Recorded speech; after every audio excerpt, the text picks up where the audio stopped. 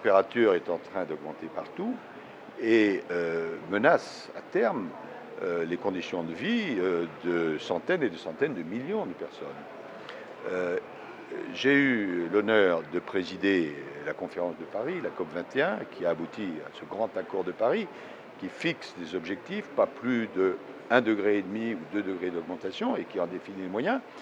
Mais le malheur, c'est qu'aujourd'hui, quand on regarde le comportement d'un certain nombre d'États ou d'un certain nombre d'entreprises ou d'autres acteurs, ces chiffres ne sont pas respectés. Et donc, il faut que nous fassions effort, chacun au niveau qui est le sien, pour arriver à respecter l'accord que tous les pays du monde ont signé, qui est l'accord de Paris.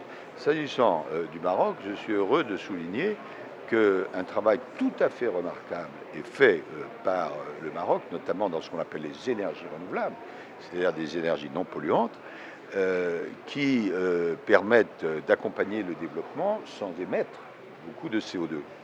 Mais une étude vient d'être publiée sur les risques que court l'ensemble du bassin méditerranéen si le réchauffement climatique devait continuer. Et ce sont l'ensemble des territoires qui entourent la Méditerranée qui risquent d'être menacés de manière considérable. Parce que si la chaleur augmente, ça veut dire moins de possibilités agricoles, moins d'eau, des villes en grande difficulté. Et évidemment, les pays de la Méditerranée sont au premier chef touchés. Mais je veux saluer vraiment, puisque je me trouve à Marrakech, l'effort qui est fait depuis pas mal d'années par le Maroc, qui nous a beaucoup aidés pour la réussite de la conférence de Paris.